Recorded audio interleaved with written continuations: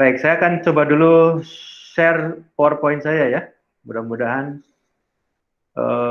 bisa menambah kejelasan materi yang nanti dibahas, kita diskusikan, sehingga membantu memudahkan pemahaman kita semua. Baik, jadi mungkin beberapa menit kemudian saya akan berikan bahan saja terkait dengan tema ini. Nanti harapannya kita perbanyak diskusinya. Jadi jangan satu arah, melatih juga kita sama-sama berpikir, melatih juga sama-sama menemukan solusinya, itu akan lebih baik gitu. Karena dunia yang kita hadapi sekarang membutuhkan suatu hujah ya, suatu rasionalisasi terhadap semua keyakinan, terhadap semua keputusan-keputusan perbuatan kita atau pilihan-pilihan kita. Jadi kalau kita tidak bisa menjelaskan, kita akan menjadi orang yang ditinggalkan, termasuk keberagaman kita. Ketika kita memeluk Islam, kemudian kita tidak memberikan hujah, tidak memberikan rasionalisasi yang bisa dipahami, maka Islam pun akan ditinggalkan banyak orang. Oleh karena itu, nanti setelah materi, kita pertajamlah dengan diskusi. Jangan sampai kita hanya puas dengan mendengar gitu ya. Karena tadi, di lapangan, kita berhadapan dengan orang-orang yang berkeyakinan yang berbeda, bahkan berlawanan, bahkan ingin memadamkan cahaya Allah. Nah, sementara mungkin kita hanya berdiam diri, wah itu akan menjadi bencana bagi kita semua. Mudah-mudahan tidak begitu ya. Baik, Ikhwan dan akhwat sekalian, tema hari ini adalah problematika umat Islam. Nah, kemarin sebenarnya sudah disampaikan juga untuk gelombang yang kemarin satu kali. Nah, sekarang saya ulangi lagi, mudah-mudahan bermanfaat ya nanti untuk memberikan materian kepada adik-adik yang mengikuti mata kuliah PAI ya di di ruang mentoring lah nanti yang dikelola oleh para mentor. Sebenarnya gini, saya ada satu ayat yang menarik ini yang menurut saya dalam konteks problematika umat ya. Ini surat Al-Anfal ayat 73, mangga Qur'annya dibuka masing-masing. Yang bunyinya mudah-mudahan tidak salah. A'udzubillahi minasyaitonir rajim. Innalladzina kafaru ba'duhum awliya'u ba'd. Illa tab'aluhu takun fitnatung fil ard wa fasadun kabir. Ya, ayat 73 surah Al-Anfal. Sesungguhnya orang-orang yang kafir, sebagian mereka melindungi sebagian yang lain. Jika kamu tidak melaksanakan apa yang telah diperintahkan Allah, illa taf'aluhu, jika kamu tidak melakukannya, nya itu apa? Tadi, ba'dukum awliyau ba'. Jadi orang-orang yang kafir itu saling melindungi, saling menolong. Gitu. Nah, saling melindungi dan saling menolongnya itu tidak hanya sekedar kalau temannya tidak punya uang lalu dipinjami uang atau diberi uang gitu ya. Tapi tolong menolong mereka itu dalam memusuhi agama Allah, bahkan bersistem gitu, bernegara gitu. Gitu. Nah, ini adalah fenomena yang dilakukan oleh orang-orang kafir. Nah, Allah memberikan peringatan, illa tab'aluhu, kalau kamu sekalian tidak melakukannya, takun fitnatung fil ard, akan terjadi fitnah. Fitnah itu adalah hambatan bagi berlakunya kebenaran, bagi berlakunya dinullah, dinul Islam. Akan terjadi kekacauan atau fitnah di bumi dan fasadun kabir, dan kerusakan yang besar. Nah, kalau kita bersepakat bahwa agama Allah, dinul Islam, itu tujuannya adalah untuk memberikan perbaikan pada kehidupan manusia, maka ketika terjadi kekacauan, ketika terjadi kerusakan, itu menunjukkan ada ada persoalan-persoalan, ada problematika gitu. Nah, ini yang menjadi persoalan gitu. Tapi memang ini di antara umat Islam pun belum tentu bersepakat gitu. Jadi makanya di sini di tema ini kita coba sama-sama berdiskusi, betul nggak apa yang nanti kita paparkan ini kita diskusikan betul adanya, sehingga itu nanti kalau betul akan menjadi pegangan buat kita semua. Jadi manakala kekacauan terjadi, fitnah terjadi, kemudian kerusakan terjadi, itu ada persoalan dengan agama Allah, maksudnya dalam hal implementasinya ya, karena Islamnya tidak akan kacau. Yang kacau itu pengikutnya, gitu, jadi umatnya, gitu kan. Tidak memiliki himmah, tidak memiliki apa ya izah gitu, dan akhirnya Islam itu tidak bisa diperlakukan. Nah kalau itu tolak ukurnya, maka kita bisa teruskan gitu, obrolan kita. Ya, tapi sekali lagi uh, yang disebut masalah itu apa sih? Yang disebut problematika itu apa sih? Gitu kan? Dan apa benar dunia Islam itu problematis? Maksudnya menghadapi persoalan. Dan ini bagi siapa gitu? Nah ini jadi pertanyaan kita masing-masing. Saya tidak yakin apakah kita sama memandang kondisi hari ini atau memandang situasi hari ini. Nah, nanti makanya kita diskusikan. Mungkin ada di antara kita yang berpendapat hari ini tidak ada masalah. Dalam dunia Islam nggak ada problematika hari ini. Gitu kan. Sementara yang lain boleh jadi justru persoalan hari ini sangat serius, bisa begitu. Nah, ini yang menjadi apa namanya salah satu hal yang harus kita pertimbangkan. Jadi betul nggak hari ini ada problematika dan itu bagi siapa? Tapi sebenarnya tolok ukurnya jelas gitu. Yang disebut ada problematika, ada masalah ketika kita membandingkan antara idealitas dan realitas itu tidak nyambung gitu, tidak ada kesesuaian. Maksudnya begini, ya kalau Islam itu kan idealnya menjadi konsep hidup manusia dan diterapkan gitu kan, ya secara utuh, secara sempurna. Itu idealitasnya. Tapi di realitasnya mungkin berseberangan gitu kan. Jadi syariatnya agama ini tidak bisa diterapkan, bahkan mungkin banyak orang Islam sendiri yang menolak gitu kan. Nah, nah itu mestinya menjadi tolok ukur, menjadi indikator ada persoalan gitu kan. Jadi persoalan itu terjadi ketika antara idealitas dan realitas tidak nyambung, tidak sama, tidak sinkron gitu kan. Nah, itu salah satu konsep yang mendasar gitu untuk melihat problematika. Tapi sekali lagi, karena banyak juga dalam pikiran umat Islam, idealitas dari Islam itu beda-beda gitu kan. Kalau yang kita punya cita-cita yang tinggi, punya kecintaan terhadap Islam, memahami ketinggian Islam gitu ya, mungkin tadi kita tuh inginnya menerapkan secara utuh dan sempurna. Tapi banyak juga umat Islam melihat ya Islam itu menjalankan kewajiban 5 waktu, menjalankan rukun Islam yang 5 itu sudah cukup. Jadi tidak perlu berpikir yang lain. Oleh karena itu bagi mereka itu tidak ada problematika hari ini karena memang idealitasnya berbeda. Gitu. Nah ini juga bagian dari persoalan. Jadi cara memandang masalah saja sudah berbeda gitu kan. Ini tuh ada masalah nggak sih gitu kan? Ya, itu masalah maksudnya gitu ya. Yang lain menganggap ada masalah, sebagian yang lain menganggap tidak ada masalah. Nah, ini penting, tapi sekali lagi yang paling utama ketika idealitasnya tidak nyambung dengan realitasnya, itu menunjukkan ada persoalan gitu kan, di dalam tubuh umat Islam. Oke, itu ya mungkin kuncinya. Nah, ikhwan dan sekalian, saya akan mengajukan dua tolok ukur yang berangkat dari Al-Quran, supaya kita ketika membahas problematika itu betul-betul sama, pikiran kita tuh sama. Gitu.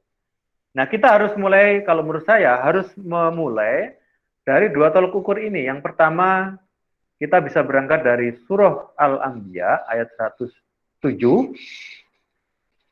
Dan kami tidak mengutus engkau Muhammad, melainkan untuk menjadi rahmat bagi seluruh manusia atau seluruh alam.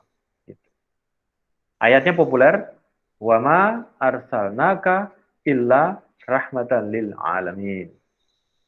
Jadi target dari hukum Allah, agama Islam sebagai hukum dan aturan yang terakhir yang diberikan oleh Allah kepada manusia, itu memang targetnya untuk diterapkan oleh seluruh manusia supaya menjadi rahmat, menjadi kebaikan, menjadi berkah bagi seluruh manusia, gitu. Jadi targetnya itu. Jadi ketika kita tadi kembali lagi kepada ayat yang saya tunjukkan di depan, ketika Al-Quran, ketika dinul Islam tidak bisa diterapkan dan membimbing manusia, ya berarti memang itu ada masalah, kan gitu kan. Gitu. Padahal kita sudah meyakini Islam itu luar biasa, Islam itu suci, Islam itu sempurna, Islam itu lengkap, Islam itu komprehensif, Islam itu padu dan sebagainya, sehingga ketika diterapkan untuk membimbing manusia, itu menjadi berkah, menjadi rahmat yang sesungguhnya dan maksimum efeknya atau dampaknya itu. Nah, ini tolok ukur yang pertama. Jadi targetnya diterapkan untuk seluruh manusia dan targetnya adalah kebaikan seluruh manusia atau seluruh alam. Yang pertama. Nah, yang kedua, ini juga satu ayat yang populer. A'udzubillahi minasyaitonirrajim. Ya ayyuhalladzina amanu dkhulu fis-silmi kaffah wala tattabi'u khutuwatis syaiton. Innahu lakum aduwwum mubin. Ya. Nah, jadi yang kedua, pertama kita meyakini konsep Islam itu utuh dan itu targetnya seluruh manusia. Yang kedua, Islam itu kan tadi aturan yang padu, aturan yang komprehensif, yang integral, satu dengan yang lain tidak bisa dipisah-pisahkan.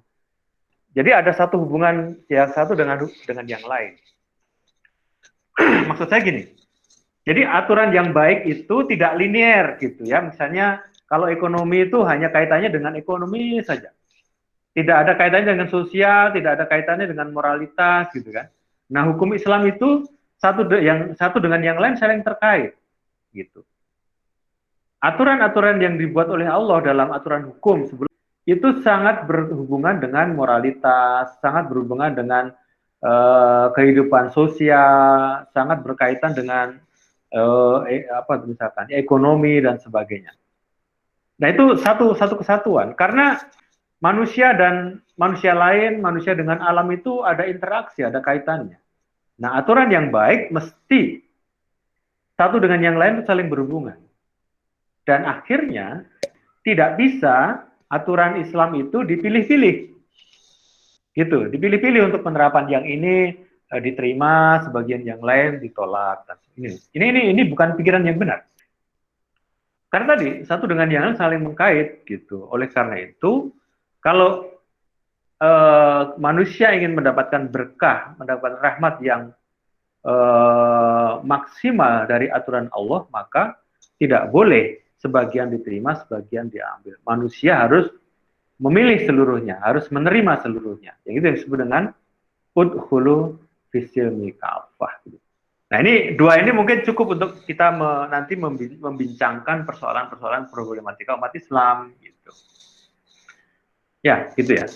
Tapi sekali lagi, sehebat-hebatnya aturan apapun, itu termasuk aturan Islam, itu akan terkena hukum alam. Maksudnya begini, sebaik aturan apapun tidak akan memberikan kebaikan kalau aturan yang baik itu tidak punya kesempatan untuk diterapkan. Gitu. Ada aturan yang sempurna. Nah, kesempurnaannya itu tidak akan memberikan manfaat bagi manusia kalau aturannya tidak dibumikan, tidak diterapkan. Gitu. Termasuk aturan Islam, termasuk dinul Islam. Gitu. Jadi aturan Islam itu tidak akan memberikan rahmat bagi manusia kalau tidak punya kesempatan untuk diterapkan. Gitu. Nah, sekalipun kita bangga dengan Quran yang lengkap, semuanya ada di situ, hadisnya juga melengkapi, gitu kan? Itu tidak akan banyak memberikan dampak bagi kehidupan manusia kalau tidak diterapkan. Jadi itulah mestinya bagi kita seorang Muslim harus punya cita-cita, harus punya idealisme menerapkan aturan Islam. Gitu. Dan ini nanti menjadi kunci utama, bahkan kita bisa menjadi bahan evaluasi untuk masing-masing kita, masing-masing harokah kita, masing-masing organisasi kita. Karena target yang utama itu, Quran itu menjadikan targetnya menjadi rahmat bagi seluruh manusia. Kalau Quran hanya berhenti di konsep, maka Quran tidak akan memberikan kebaikan yang maksimal sesuai yang Allah inginkan. Mudah-mudahan bisa diterima ya, nanti kita bisa diskusikan setelah paparan ini. Itu yang pertama. Dan yang kedua, aturan Islam sebagai aturan yang integral, yang komprehensif, yang lengkap, itu jelas membutuhkan media, membutuhkan wadah untuk diterapkan. Gitu. Tadi selain memang targetnya untuk diterapkan, yang kedua harus memiliki media. Nah, kalau ingin menyempurnakan penerapan aturan Allah, aturan Islam, tidak mungkin aturan Allah itu bersandar pada wadah yang lain, pada media yang lain. Gitu. Karena apa?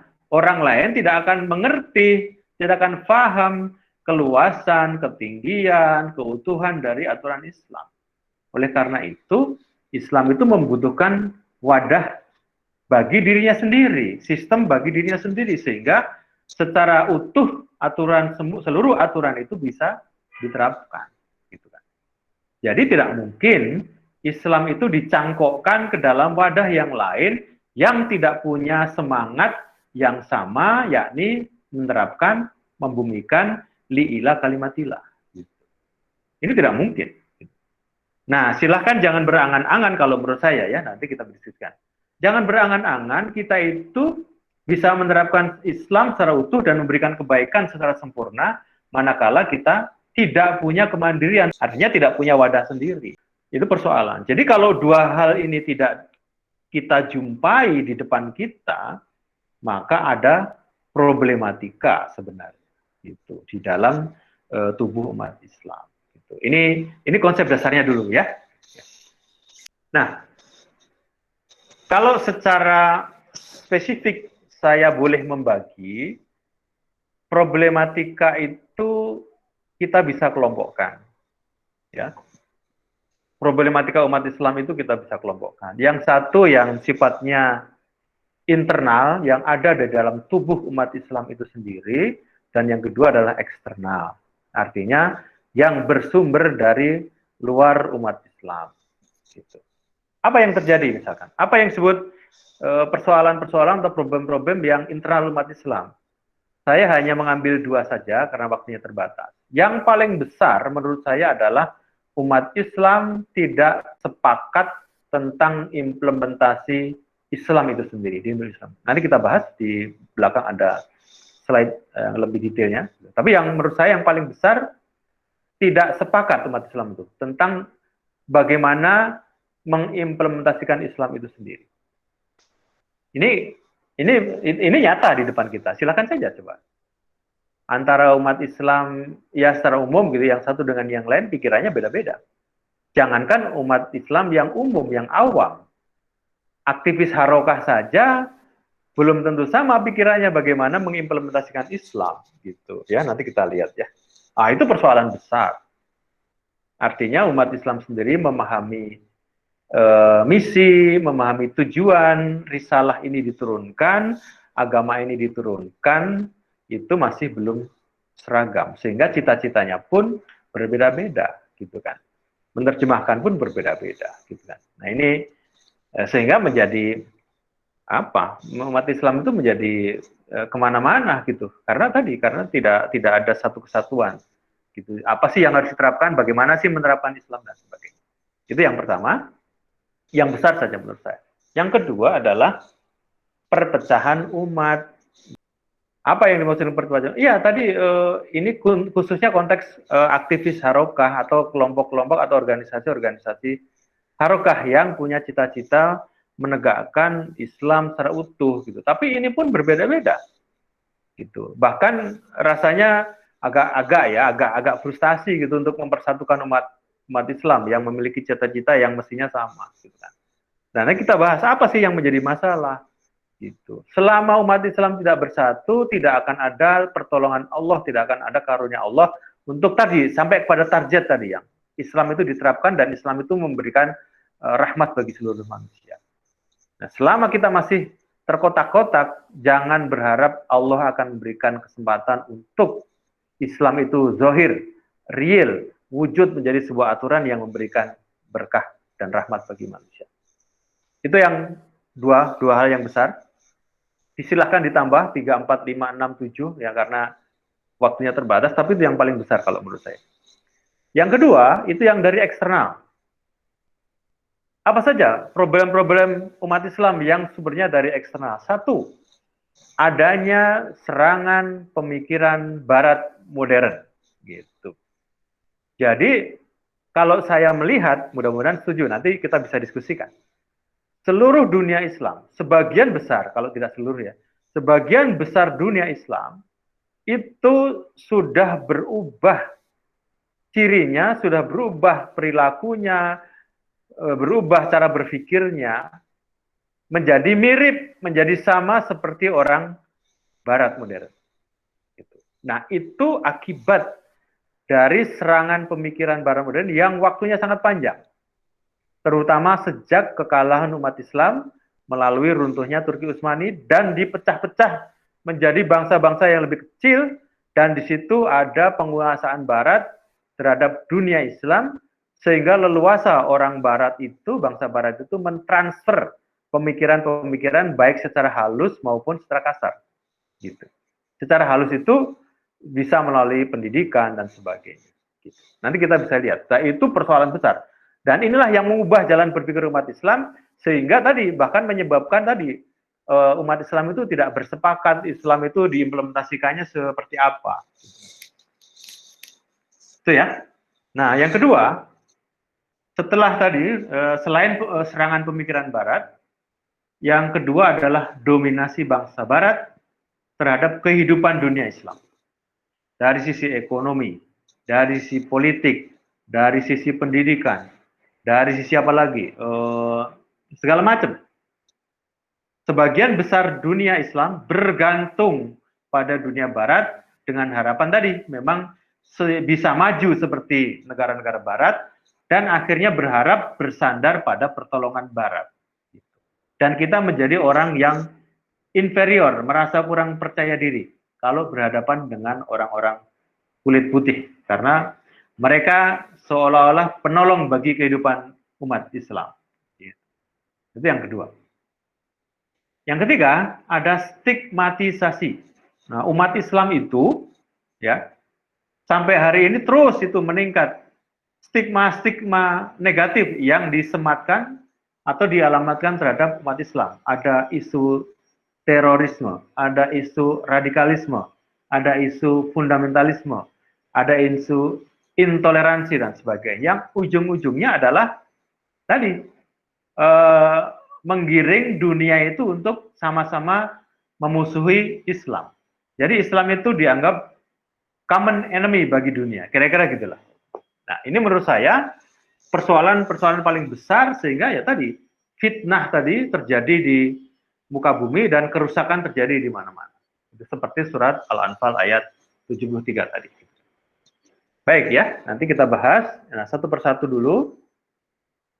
Kita kembali lagi ke persoalan internal umat Islam. Jadi umat Islam itu tidak sepakat tentang implementasi Islam. Contoh, ini datanya, faktanya nyata sekali. Sebagian besar negara-negara yang mayoritas Muslim itu tidak pernah punya kesamaan cita-cita, kesamaan bentuk pemerintahan dan sebagainya. Gitu. Ada yang memilih, sekalipun baru terdengar atau mungkin sebagian kecil sekali, yang memilih syariat Islam secara utuh. Ada yang memilih sekuler, atau yang memilih kombinasi antara Islam dan sekuler. Kan ada yang, kita kan seringkali begini, kita itu mayoritas Muslim tapi tidak mau disebut negara Islam gitu. Karena apa? Ya alasannya banyak sekali. Tapi kalau disebut sekuler juga tidak mau, bukan negara sekuler pula. Jadi apa? Ya mungkin kombinasi lah gitu. Ya. Jadi ini membuktikan umat Islam itu orientasinya sudah tidak lagi ke Islam. Karena di dalam memilih aturan hidup pun ini sudah kacamatanya kacamata Barat. Sekuler adalah Barat. Ingin mengombinasikan sebagian-sebagian juga itu cara-cara Barat gitu kan. Jadi bolehlah gitu yang ritual gitu yang ya, karena tadi banyak sekali pemahaman-pemahaman yang diadopsi sehingga orang menyimpulkan gitu agama itu nggak usah diterapkan. Maksudnya agama itu wilayah penerapannya terbatas pada pribadi-pribadi. Jadi kalau urusan publik, urusan negara itu harus mengakomodir semua orang yang berbeda-beda, maka harus menganut konsepsi sekuler dan sebagainya. Kira-kira gitulah. Nggak ada ini. Di dunia ini siapa sih yang menerapkan syariat Islam?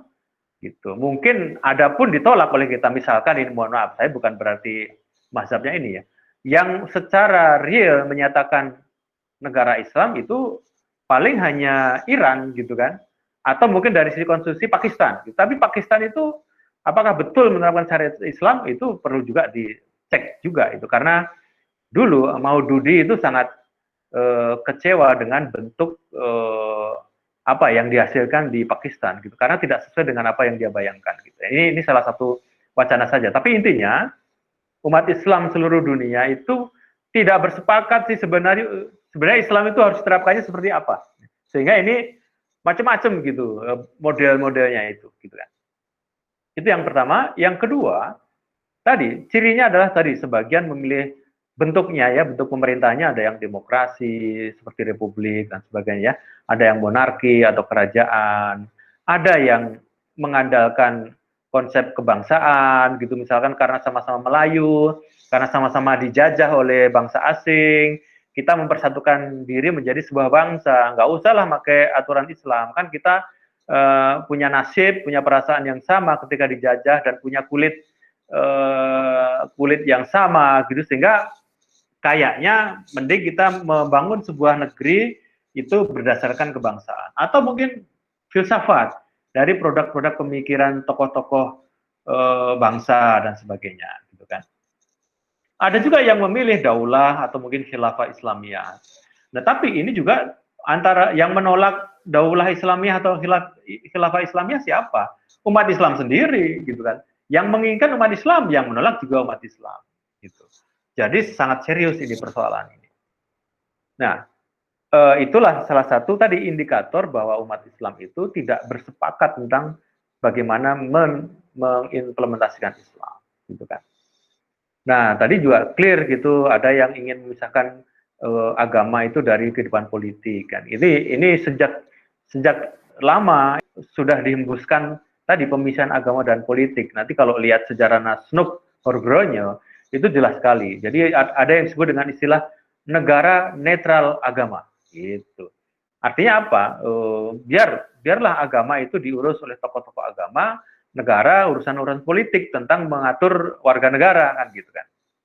Nah, yang inilah akhirnya atau ada fenomena yang bisa kita simpulkan. Jadi memang umat Islam itu sebagian besar merasa cukup ketika sebagian aturan itu telah diterapkan, gitu kan. Padahal tadi dua indikator yang kita sebutkan di atas itu kan harusnya diterapkan secara utuh, gitu kan, tidak boleh dipisah-pisah, gitu kan, karena itu salah satu karakteristik aturan yang baik, itu sifatnya padu, saling berkaitan, jadi nggak mungkin dipilih satu persatu, sebagiannya dibuang dan diabaikan.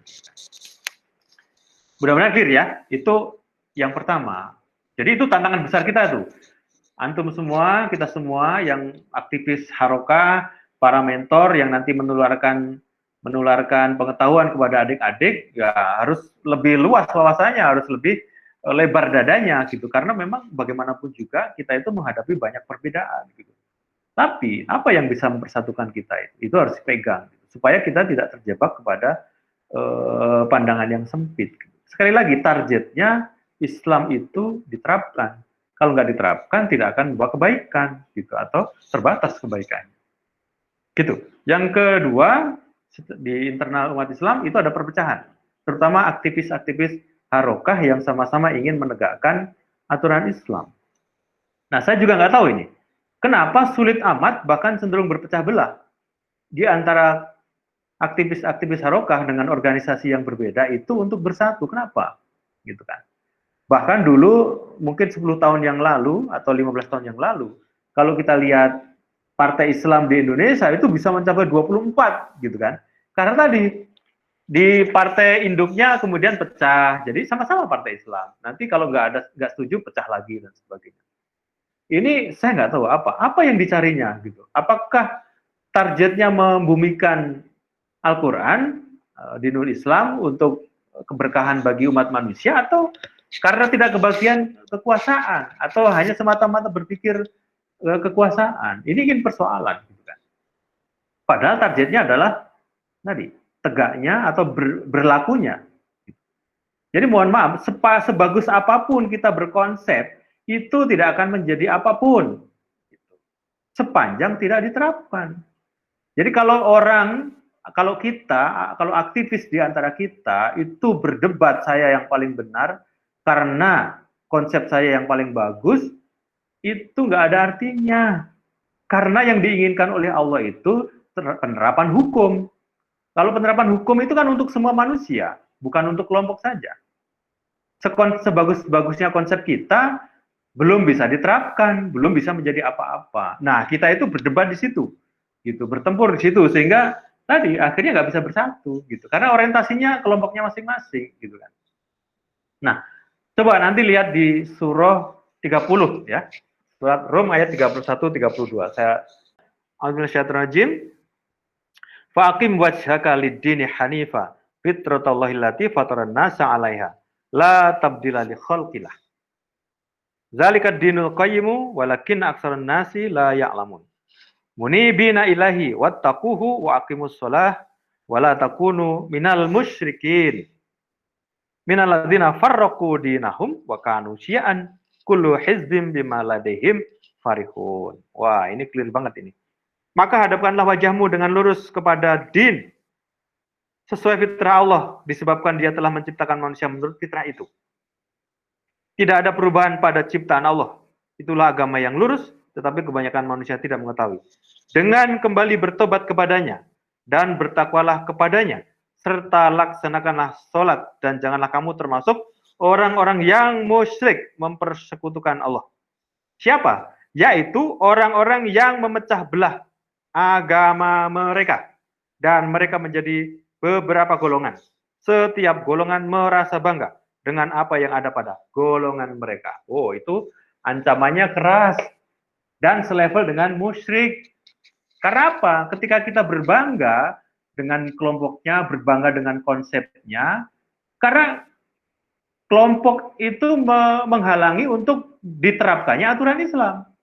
Orang berbangga dengan konsepnya itu pun ini menghalangi untuk diterapkannya aturan Islam. Bagaimana mungkin kalau seorang sudah merasa benar dengan konsepnya, ya orang lain nggak kebagian benar kan gitu kan? Bagaimana ini bisa bersatu?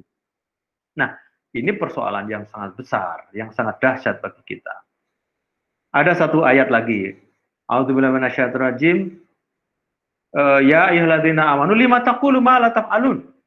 Hai orang yang beriman, mengapa kamu mengatakan sesuatu yang kamu tidak kerjakan?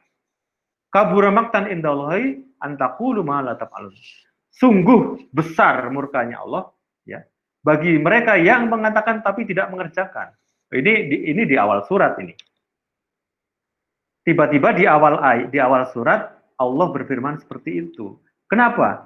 Dikritik orang yang berbicara tapi tidak melakukan. Gitu. Jawabannya ada.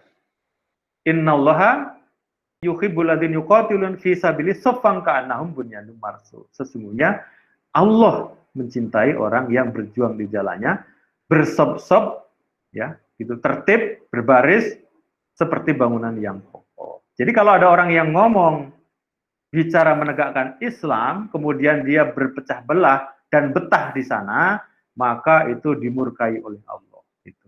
Allah mencintai orang yang berjuang di jalannya, bersop-sop. Karena kuncinya tadi, persatuan umat itu menjadi sebuah kemustian. Kalau umat Islam nggak bisa bersatu, Islam, Quran nggak bisa diterapkan. Siapa yang mau menerapkan? Orang Islamnya nggak mau bersatu kok. Masa diterapkan di sendiri? Sok sekarang kita lihat syariat Islam mana yang organisasi apapun yang mana yang bisa menerapkan aturan Islam, yang bisa mengimplementasikan Islam. Mana? Belum ada. Oleh karena itu, jangan sampai kita terjebak kepada pemikiran-pemikiran seperti itu, tersekat-sekat. Mesti ada kesatuan, mesti ada persatuan, mesti ada sepakat bahwa Islam memang harus dibumikan. Bukan kelompok-kelompok, bukan harokah-harokah yang itu jadi hambatan bagi kita untuk menerapkan Islam. Yang kedua ya tadi, mungkin karena berorientasi pada kekuasaan ansih ya, atau bukan pada sistem. Gitu. Ada orang yang berjuang yang penting dapat kekuasaan, kemudian nanti mewarnai kehidupan, namanya juga mewarnai gitu kan. Emangnya orang lain nggak punya tujuan mewarnai juga, bahkan mengubah gitu. Apalagi kita lihat hari ini kan gitu ya. Sangat kental tuh orang lain tuh ingin membumikan aturan yang dia yakini kan gitu. Sementara umat Islam nggak sadar gitu, nggak kembali kepada pokok ajarannya masing-masing. Gitu. Jadi makanya ini tadi berangkatnya dari prinsip tadi bahwa konsep sebagus apapun itu tidak akan menjadi manfaat kalau tidak diterapkan. Nah, kita sendiri kelihatannya gagal paham, gagal melihat fokusnya di mana. Lebih fokus ke kelompok dibanding dengan tadi mencari kesempatan, mencari peluang untuk Islam itu diterapkan. Gitu. Yang dari luar, eksternal, banjir kita itu, dunia Islam dibanjiri oleh isme-isme barat. Rasionalisme atau modernisme, liberalisme, pluralisme, sekularisme, materialisme, segala macam kalau disebut ini nggak habis-habis gitu.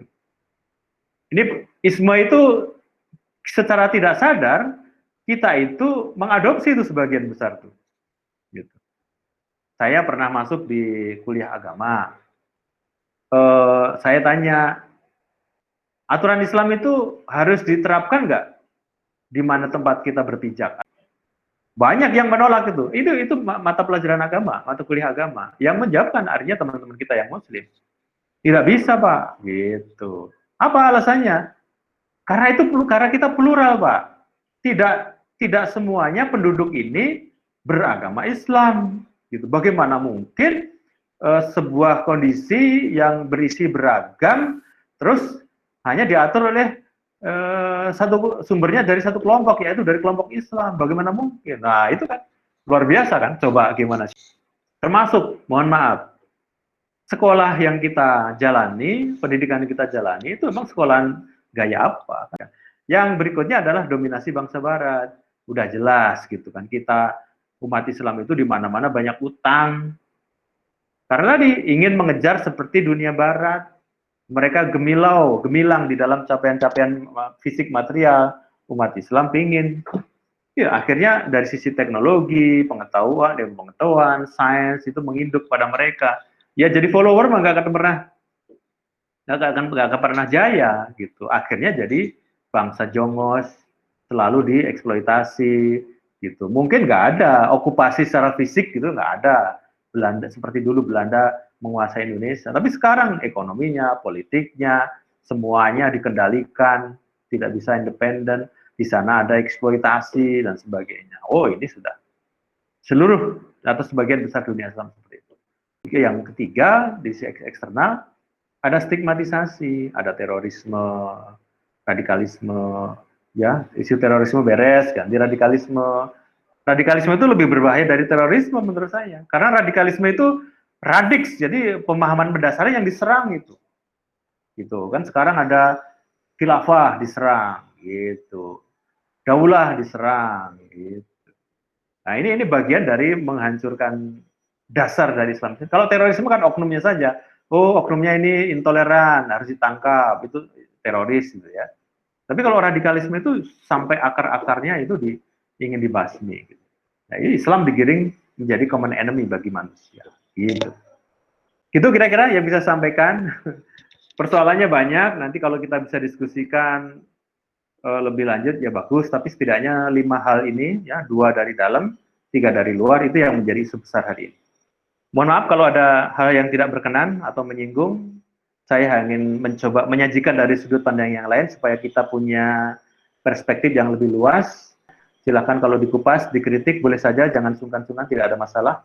Karena kita ingin memperkaya dan ingin mendalami tema yang kita bicarakan. Itu aja, silakan saya kembalikan kepada Kang Jawar. Terima kasih.